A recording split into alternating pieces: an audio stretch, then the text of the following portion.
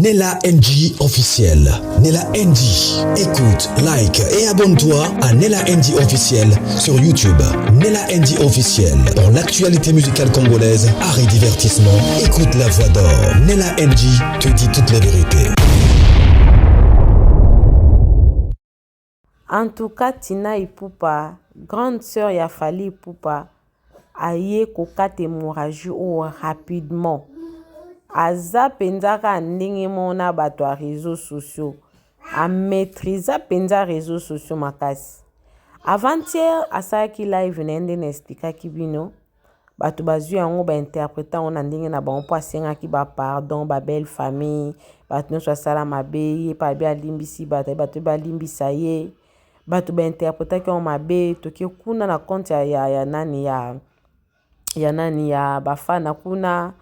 Ba jeton kezongi, ba page bazui, ba pe ba live basali, so botel na kata chaîne nanga bomona, isa na émission mona kotsaki Mama Congo, alokoti ependa sokoli e kitoko, mais ye pa lala kite, aye ko répondre bango, albi asalaki live na ya zoteya, mais bino boluki ka elo mo po ba ko choquer mokili.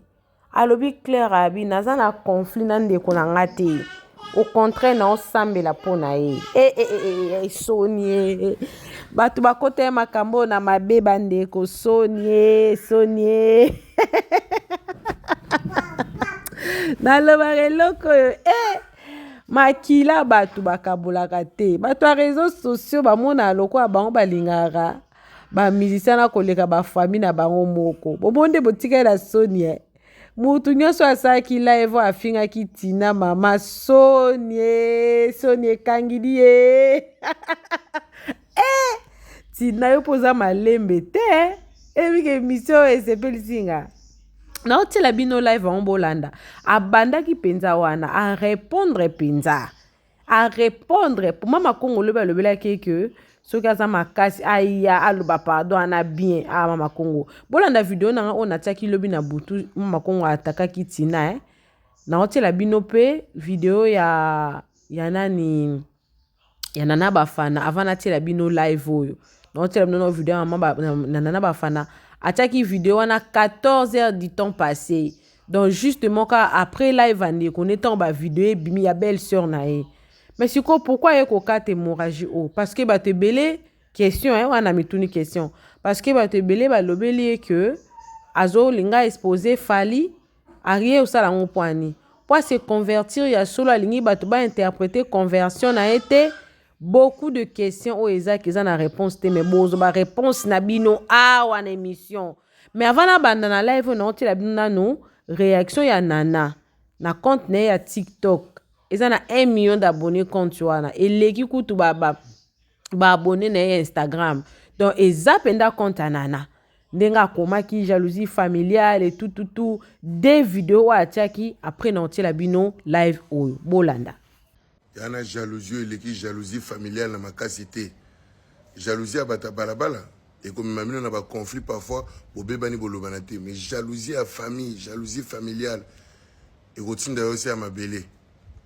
Na moi mbongo zo luka olingi satisfaire bato ozwi mbongo lelo somi mama leki téléphone mama kulutu kuna nyongi oyo sala kana mama na yo mama baningo sala te ekoti ba conflit na famille bana intel ba lobisation bana intelité bato libanda bazo protéger kutu kuleka bata famille na yo bata famille no kopio image ya mabe ozala maele yo po djuma mbongo alo famille tout yo komi roi osunga bana intel asunga ka bana intel bana nga sunga kate omoni ete e boti en ti parfois okufa oyebi place liwe utite ali mawa soki ane loko mota ko sala te na mokili ko satisfaire bato tout bato bayeba kango te jalousie familiale ya makasi ya eloko moko il faut ko craindre ngo trop amawa. Ils ne parleront presque jamais de ce qu'ils t'ont fait subir, mais ils parleront de ta réaction.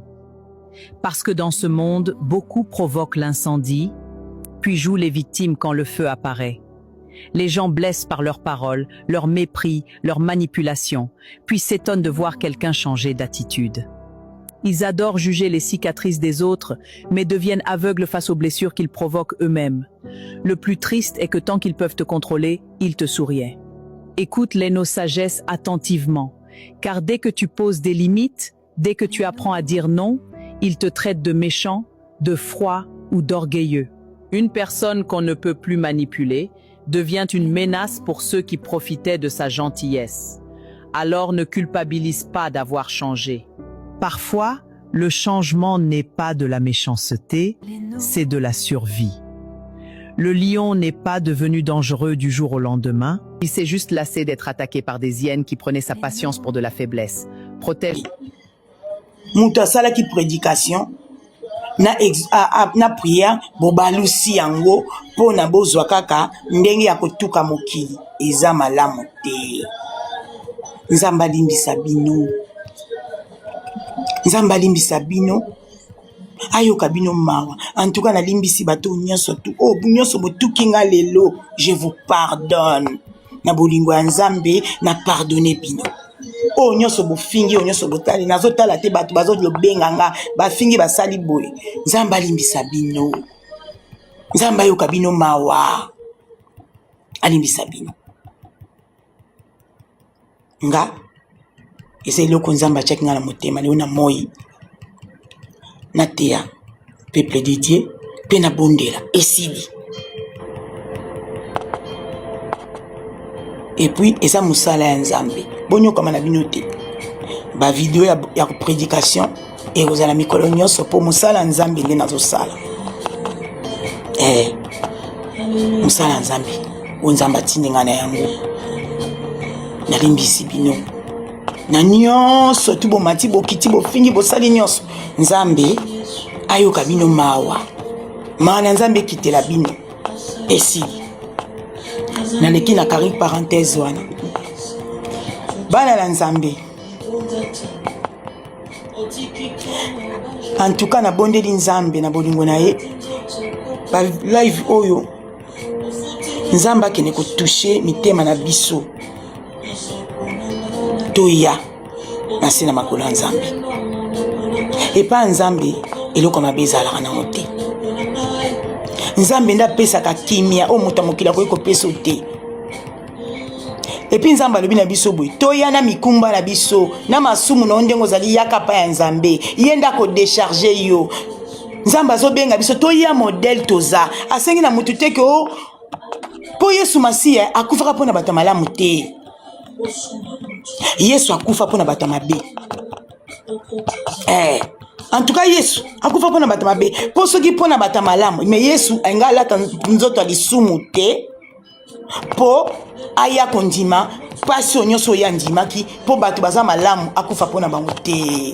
Yesu akufa ki pona biso bata mabe ndi Yesu akufa ki pona biso yango wana nga na kotika te kolobela Nzambe oyo na kolemba te kolobela Nzambe oyo po bolamu na ye eleki mingi pona nga naza na ba témoignage ya makambo Nzambe asalela nga na vie yango moni soki nazo sambela ma ya miso ekitaka nga po Nzambe asaleli nga ya kokamwa ebele na sala députation awa nakende na ba fin ya mboka na biso na nzela ya ba mai ba place nga na leka eza pasi po bato musu baleka mositu biso bato zalaka na poto mena Nzambe na kokatela ba mai ya minene ya ba lac mai ndombe na se ya ba nzete ya ba mai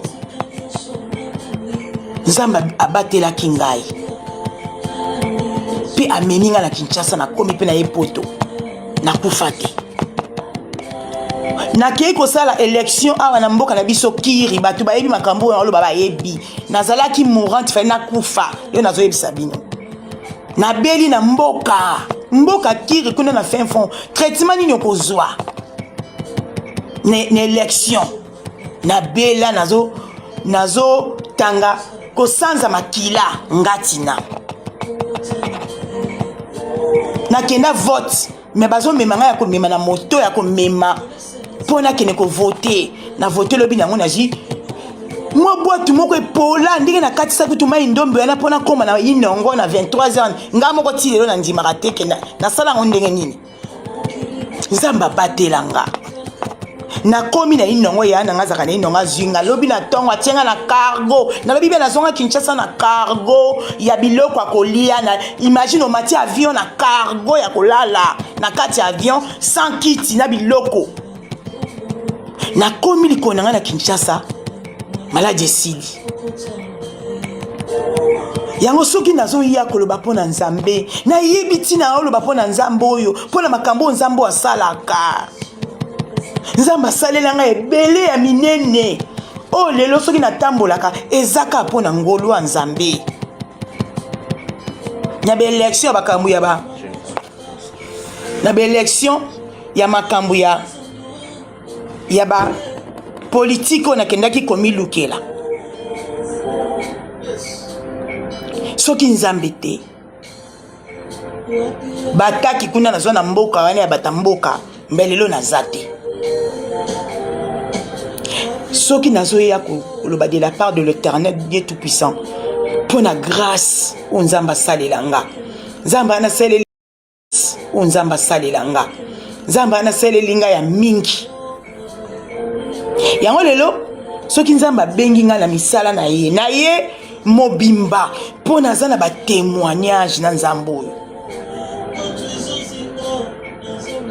yango bandeko na ngai na bolingo ya Nzambe vraiment sincèrement na motemo ya nga na oloba na bino botika kozora bandambo ya ba video ya bato bosalela kango ba live po na bokotisa mbongo na ba TikTok na ko vilipandaka baninga na makambo ya lokuta. Je sais, je suis la sœur de Fally Ipupa, je le sais. Arrêtez de mélanger mon frère na makambo oya na katite. Leki nanga yebi ke ya nanga sambelaka banda bo mwana tito koli leki nanga yebi ke tina vina e akokota na distraction akozongela Nzambe akokota na distraction akozongela Nzambe leki nanga bandeko nanga batu nyonso bazalaka nanga bayebi ke nga vina nga c'est la prière. J'ai toujours été comme ça. Toza batu moko pe likambeko oya obungi nzela mais Nzambe na bwana na e azongisa ngaka na présence na e tisuka suka lelo Nzambe asalinga ngolu atondisinga na bolingo na ye na moteme débordé alobi salelanga tika makambo nyonso tu wana nga nazali nalingi osalelanga et aujourd'hui nebi na j'ai compris destiné na ngezali ya kozala mosali ya Nzambe na vie soki obotama sentinelle libota na yo okoki ko échapper te parce que Nzambe ne mutu ayebi destin ya mutu na mutu Nzambe ayebi destin mutu na mutu. Moi j'ai pris pour toute ma famille. J'ai pris dans le billet toute ma famille. Libota langa mobimba, kota maman langa la kota papa langa. Fin fonyo so batu bazali. Na ona mona te. Na ona yebi te. Soka zande konanga na bonde la kapona libota langa mobimba. Po eza musala. O Nzamba apesa ngai. Na banda ko bonde la koluka Nzambe na mwana muke.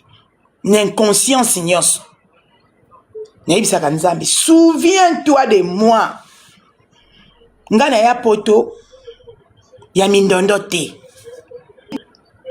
Nde batu musu bazaka nde kala ngo va jouer ya poto, il faut que tu ba jeûner prière. Ngana yebisaka Nzambe loba mon Seigneur, souviens-toi de moi.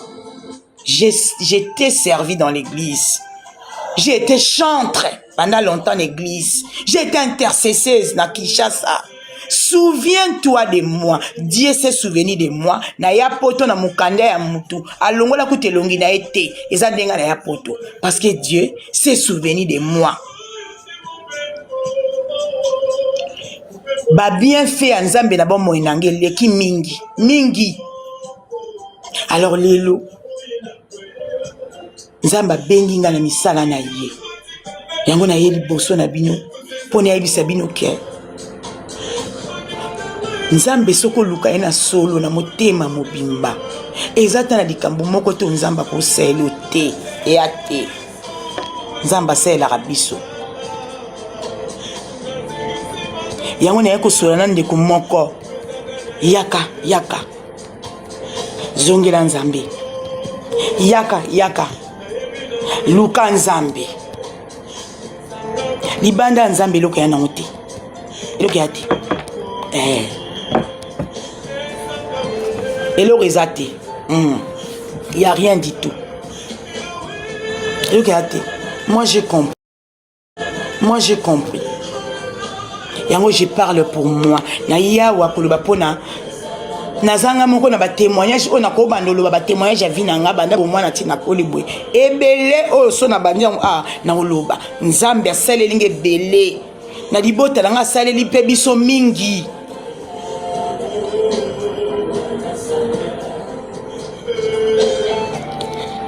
Boyo kangana yipsamyo likambo. La Bible dit clairement, l'élévation ne vient ni de l'Orient, ni de l'Occident.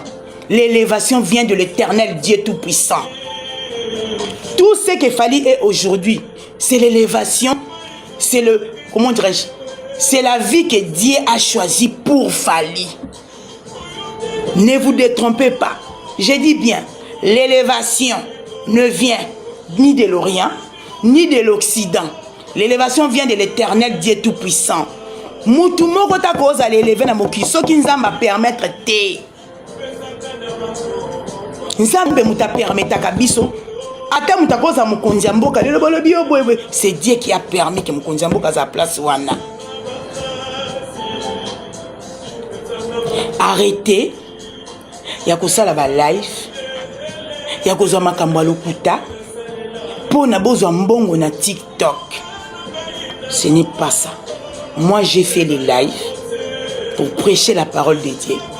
Pour parler plus na babiso ba maman. Ezalaki ba maman. Na yaki kote na yeli susu po na sikope po na ba maman. Ba maman to sala ka berere belé. To mema bana na nzela ya Nzambe. Soki to memi bana na biso na nzela ya Nzambe, bana na biso bakoza na délinquance te. Parce que une mère, c'est elle qui porte l'enfant dans son ventre. Soki otei mwana na malamu. Makambo ebele bana na biso ba osala. Totika koloba ke bana ya poto te. Lakisa bana nzela ya Nzambe. C'était ça que j'avais dit le matin. Et puis naloba ki lisusu nini. Toza ébloui po na biloko ya mokili. Tozo bosa na ke. Soki toza na pema na bon moy. Eza po Nzamba lingi. Tolala ka tolamuki na pema o to futeli facture te. Moza na pema ya ofele. Po Nzambe alingi ko continue ko pesa yo pema. Parce que tozo ya lelo a tanga tina na ye lelo liboso ya écran. Nazo la live po na Nzambe. Eza po Nzamba tikelinga pema oyo o na futeli en facture te. Pour ce qui Nzamba longoli pema o na roya liboso wa te. C'est de ça que j'ai parlé. Bato balanda ki live na ngana moyi ba yebi. Eza biloko nyo sezo le kana réseaux sociaux oyo te. Nzamba limbisa bino. Mawa na Nzambe na bondeli po na batu nyonso o ba vili pande mamboyo na réseau. Nzambe mawa na ye ekitela likolo na bino. Car la Bible nous dit clairement, nous devons prier même pour nos ennemis. Prions pour, j'ai pris pour vous, que l'Éternel vous visite, que l'Éternel Tout-Puissant vous pardonne, que la pitié de Dieu descende sur vous. Nzamba limbisa bino. Ngape na limbisi na ngai. Parce que c'est moi qui est venu avec le message de pardon que Dieu m'a dit, il faut pardonner. Je reviens encore. Les pardons, c'est une force qui libère. Il faut pardonner pour être soi-même libéré.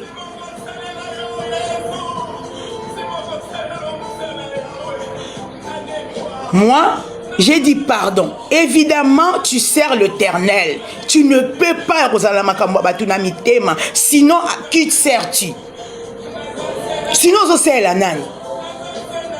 yo lobi boza mosala nzambe nzambe amemi na misana eloko aliboso nzambe azosenga biso bondela mpona bayini na yo eloko aliboso nzambe azosenga biso limbisa avoir l'amour du prochain soko olingi ndeko na yo muto mokili olingi ye okosala mutu mabe te okosala mutu mabe te tolingana toya kolinga mutu te ka sora sa kufi ndoko moloba azalaki bien te ata mutu tanga ana bon moy tolingana. J'ai prêché pour l'amour du prochain et pour le pardon. Et ça message au nzamba tiaki na motema pe na mamutu nanga na lobaki na moy. Tozonga la makola nzambi ya papa nzambi na biso za papa responsable soko sengi elipa ko peso libanga te yenda batela kabiso bupe moy osano ba makambu na yo netinga na kina baloyenge na ngai pa msusu ko lalo sambela te mais liboka nzambi za dikona abomba yo panda ke yo bando sa makambu msusu okipaka te nzamba na bomba kayo po nzambi nalobi tela kaka nzambi na bolingo na tinda Yesu Masiya ya na se mokili oyo alati nzoto alisumu pona kufela ngana yo meto vili pande Yesu biso moko to bomi Yesu wana ebongo ngai mutu pamba oyo mutu pamba za tina te oyo soki muta vili pande ngai osala ngani Yesu kutu ba vili pande ebongo kaka ngai te yango tende kolingola ngala bokonja nzambe yango tende kolongola kombo na nga na livre de vie te bolamu na ngai yo nazo sala bafingi nga me ngai ekomami na buku abo moi mukola suka eko konte bolamu na ngai yo nzamba ko se souvenir na nga tina mukolo moko alekaka lobaka de ma part edifiaka batu baya kolukilongia nzambe metalo elekaka nzambe je suis considéré par nzambe pas ya bata mokilité. Ce que je suis en train de faire, c'est la mission que Dieu m'a donnée pour son peuple. Et l'angeza munene, basali bazamuke, il faut tout le kanzambe. La Bible le dit clairement, cherchons d'abord le royaume des cieux et tout nous sera donné. Soko luki nzambe okozali bala. Soko luki nzambe okopambolama. Soko luki nzambe bano bakobala. Soko luki nzambe okobota. Soko luki nzambe okozwa mbongo o nyoso yoko linga epa ya nzambe okozwa yango. Car notre papa, il nous aime beaucoup. A compter la biso mabungate. A compter la biso mabungate. Tosumu karatango nyonso tubutu pe moyi mais nzamba okontango te. Nzambe mukolo yo yaka papa limbisanga. Soko sala na motema mobimba bosani masumu nyonso sala. Et c'est on a l'équilibre bosso na bikenga na parfaité. Ngabe na mwasa masumu ti. Na sa parfaité. Mais na tambola ki na bakanda na koyina batu na makambo nyonso mabe na kokosala mais tango na kutana ki na Yesu na mbie le quoi Seigneur et sauveur na ba moyenanga akomisi ngai mwasi na alelo et on a eu sans zambi. Je sais que la marche est longue, je le sais kotambola na yo eza mulai mais simba kondima na ngai sunga ngai na tangwa te sunganga kondima na ngai tangwa te sunganga na bimana na libanda na yo te pona ngai moko na kokate mais soki yo sungi ngai nde na okoma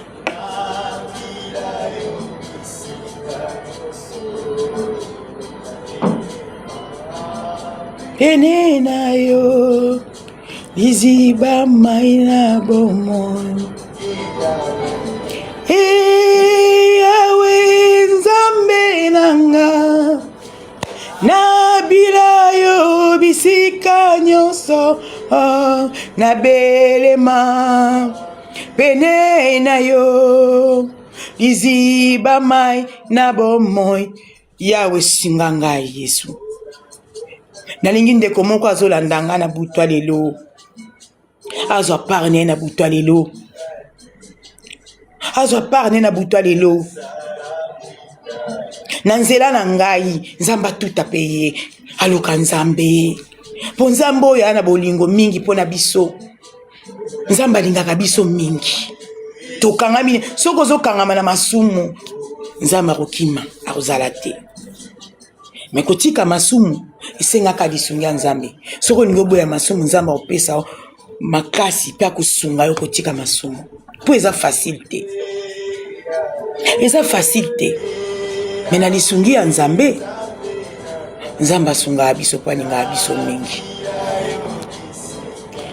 biso mingi c'est un papa qui nous aime beaucoup.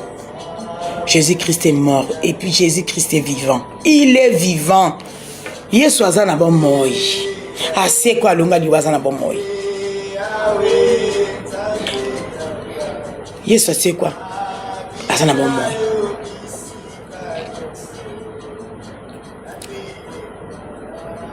Nzamba za na biso po na biso moto kokate.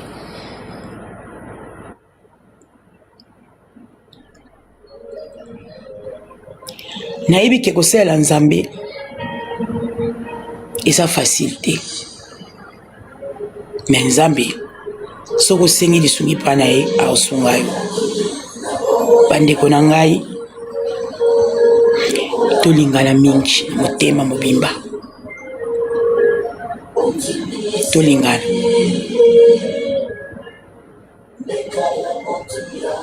totika kosala na mabe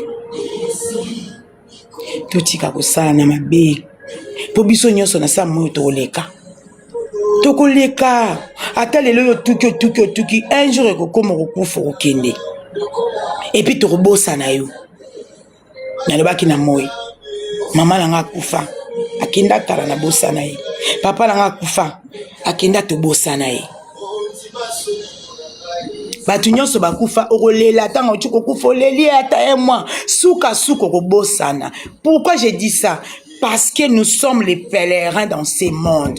Nous passerons. Biso tokoleka. Mais liloba ya nzambe koleka te nzambe aoleka te. Aza lelo lobi libela na libela akotikala nzambe. Akotikala nzambe. Totika kosala na mabe totika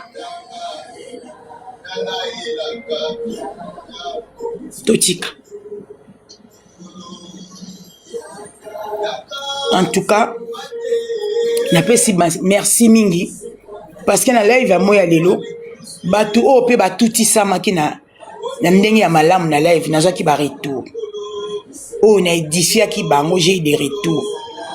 Alors napesi bango merci nasengi nzamba sunga bango mingi na ba décision bazui ya ko pardonner nzamba sunga bango po eza facilité ba OP bazui ikanisia ko yamba nzamba Yesu Masiya lokola Seigneur et Sauveur na nzela ya live na ngai ya moi na oyo siko nasengi nzambe na lola asunga bino nzamba za na bino tango nyonso bisika nyonso ngonga nyonso apesa bino makasi pona bo atondisa bino na bolingo na motema pona bo yamba lokola Seigneur Sauveur na bina bino nzambe o atondisaka batu bolingo na motema aza nzambe na mawa nzamba asunga eloko na bandeli lisusu oyo aza liboso na bino eza la servante de Dieu Tina Ipupa, la personne qui sert Dieu aujourd'hui Onzamba Bengie. Je suis en train de parler ici en qualité à Moussali et Nzambe. Oyo bientôt à la mama futa pour la Moussala Nzambo Penza. Oyo Moussali et Nzambe. Alors, na rosenga na ndeko moko wa tuti sami na message na ngai oyo. Oko bondi la pipo na ngai. Tu Nzambe asunga na umya na musana e oyo. Po apesa apesinga musala munene ya koteya sango malamu surtout ya koedifie bamaman tomema bana nzambe na nzela ya nzambe eza malamu mingi. Mama oyo asambelaka akobomba bana na ye na se na makila ya Yesu Masiya. Mema bana nzela ya nzambe, lakisa bana kosambela. Bana bayebaka alingi alia abondeli, alingi alala abondeli. Bana bamesa na habitude wana ekozala malamu mingi.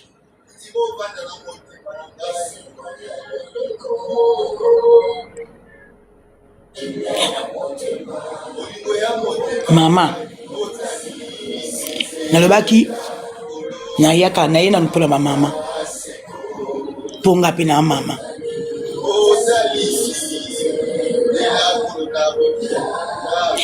oyo eza maloba ya nzambe oyo atiaki nga na monoko yango na ya koloba na bino.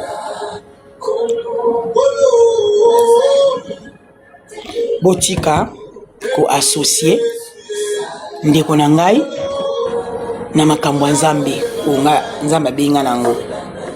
Ndeko na nga nzambe abenga ye na mosala na ye asalaka oyo azosala wana eza mosala nzambe apesa ye. Ayebi mosala mosusu te, mosala ayebi eza miziki. Alors eza crime te soki moto azosiyembela aosala miziki ndeko na ye azala mosali ya nzambe. Mosali ya nzambe, mosali ya nzambe eza normal parce que mpelo nzambe abengeli ye. Je viens de dire ici, l'élévation ne vient ni de l'Orient ni de l'Occident. L'élévation vient de l'Éternel Dieu, c'est dans la Bible. Personne ne peut être élevé, ce qui nous a tindité à la élevé, ce qui nous a décidé de.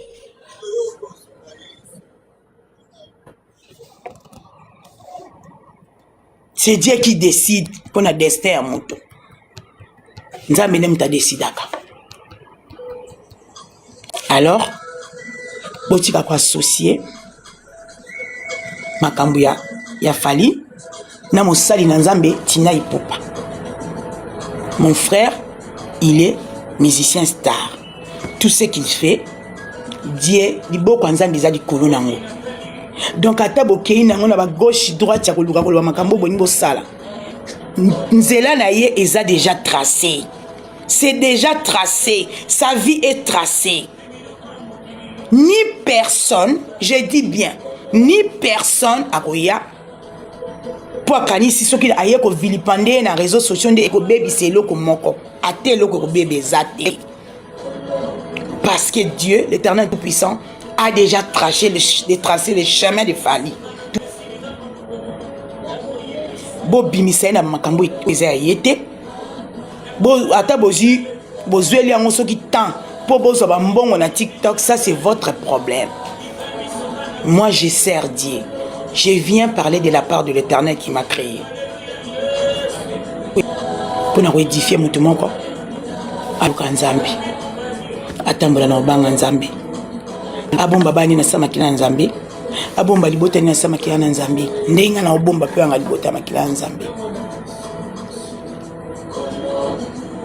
Alors babiloko nyonso bozo sa na réseaux sociaux wana. Boko nyonso bozo sa na réseaux sociaux wana. Nasi na lobi nzambi sabini. Wani za makambo na ye. Awa to lobela nzambe. Awa eza pona gloire ya tinate. Eza pona personne tinate. Ici, eza pona gloire en nzambe.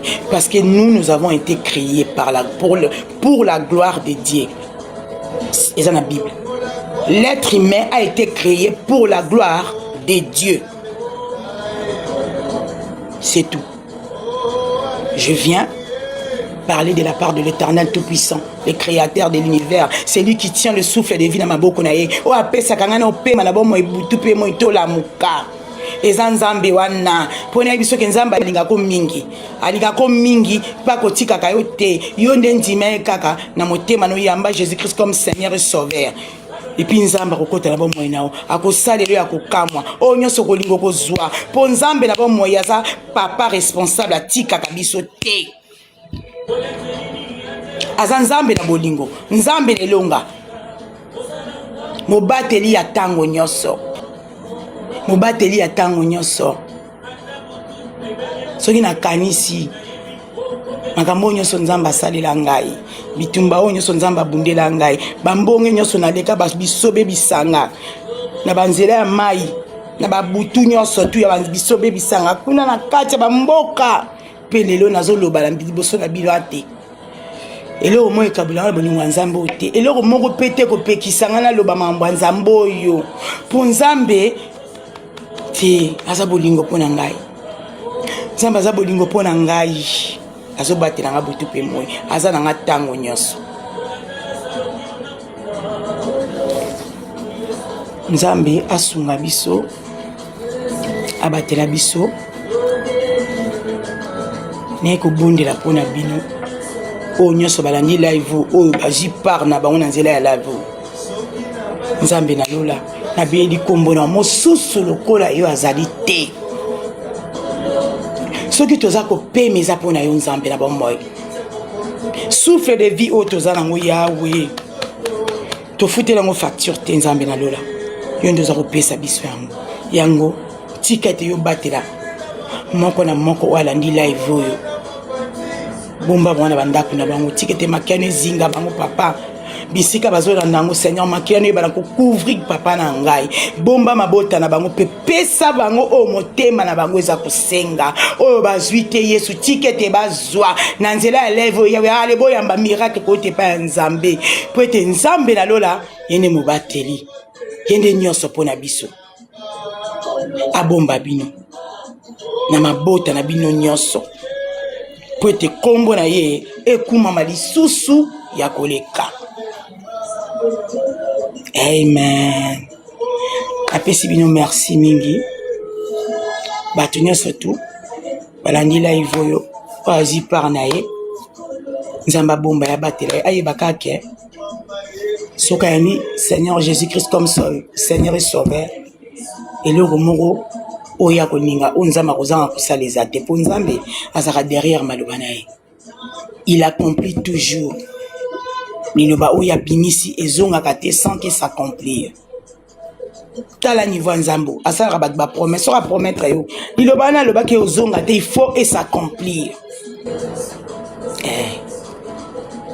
nzamba za nzambe na bomoi ende tata na biso ni mobateli na biso tikete kombo na ye kumama likola ba kombo nyonso kombo nzambe kumama likola ba kombo nyonso yesu akumama likola ba kombo nyonso abongi na lokumu abongi na masanjoli na netoliye na banza tokokuta na lisusu mikoleko ya pona koteya lisusu liloba ya nzambe nzamba simba mitema na bino abomba bino et tout bandeko na ngai natikeli bino ba verset biblique oyo po obokoki kotanga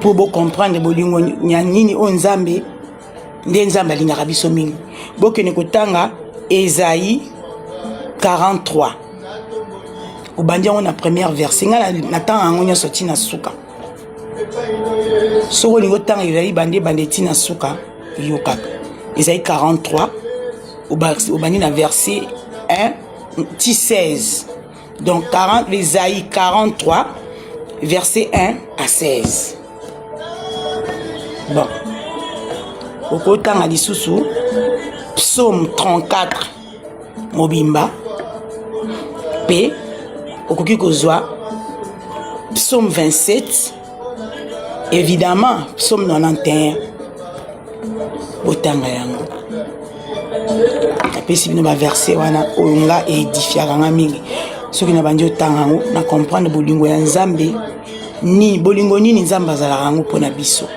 na bandeli Esaïe 43 verset 1 à 16 psaume 34 psaume 27 na psaume évidemment 91 donc botanga ba verset biblique wana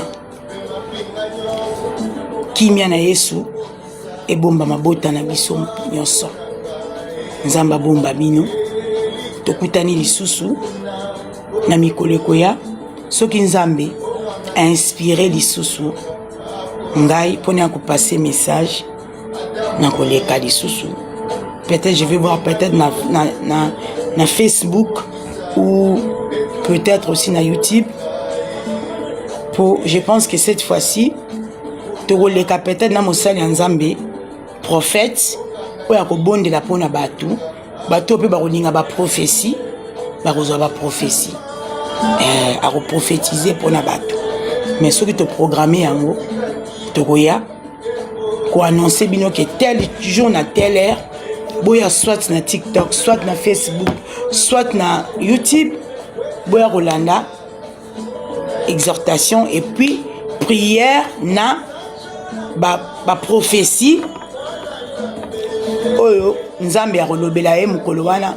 En tout cas mukolo ngo to na ko annoncer bo ratete po ekozala ya motuya penza oyo alingi azwa pena part na ye ya motuya penza azwa penza ba prophétie na ye ya motuya soki na annoncer jour wana ya mabondeli wana bozanga te po Nzambe koloba mukolo ngo mingi. Ngai pe mikolo koya tokosala conférence de presse. Bon, pas conférence de presse na bongisa tokosala conférence à ba maman na basali ya Nzambe mususu ya basi oyo tokolinga toteya bana oyo bakoti libala sika ya ba mama. Ekozala journée moko ya ba mama oyo tona ba vécu na biso ya malamu na ya mabe tokoya koteya bana na biso ya basi na libala oyo bakoti libala po ba erreur mususu biso tosalaki na mabala par le passé bana na biso basala ba erreur wana te tokoya koteya yango na kozala nga moko te na kozala basali ya Nzambe mususu na panza tozala 4 basali ya Nzambe mususu oyo pe bazana ba vécu na bango nde bakoya ko partager ba expérience na bango et puis bakoteya pe ba jeune sœur o babali ndenge nini ya kofanda na libala makambo nini oyo biso tosalaki par le passé o pola bango ba éviter po ezaka ate nzela oyo lekaki mwana na mpe faire ça la même chose te toboyi makambo wana ke. En tout cas ngala ningi te expérience à vie nanga o ngala leka nango ba nanga basi ba leka par wana yango photo te ba erreur musuto sala parce que tozaki na koyeba Nzambe nde toyebi Nzambe lelo te po mama mususu soki koyeba Nzambe ezalaka neti lelo peut-être makambo mususu esalama te. Donc voilà yango nalobi na kwani bande lisusu na mikolo kuna ekoya ekozala prière prophétie exhortation na kozala ngai moko te eza na basala Nzambe je pense mibale oyo bakoleka bango ba prophète quoi bakoprophétiser mpona moto oyo akolinga baprophétiser mpona ye bakoprophétiser mpona ye mpe bapesa mabondeli nini yo kobondela bango bazali bango babanda mosala wana kala. Donc tokosala yango mpona peuple de Dieu pour to édifier bana na Nzambe. Donc napesi bato nyonso tombote moi natanga ba message na bino teleki ebele et tout na omona pete misu pe komi ya kimukolo kotange komi pasi il faut ba lunette lokwa lunette eza te moi na mona mingi penza te mais napesi bino nyonso merci bino nyonso tout merci bato nyonso tout ba wala na live awa merci mingi Nzambe azala na biso na buto lelo abomba biso lisusu ya koleka mbala na nsima toko annoncer date yango oyo na ko annoncer eza mwa mikolo ya kuna leo toko annoncer po na libondeli wana. Amen. Nzambe azala lokumu. Merci. Ciao.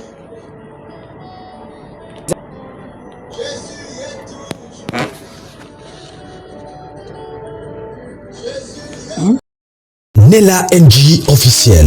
Nella NG. Écoute, like et abonne-toi à Nella NG officiel sur YouTube. Nella NG officiel. Pour l'actualité musicale congolaise, art et divertissement. Écoute la voix d'or. Nella NG te dit toutes les vérités.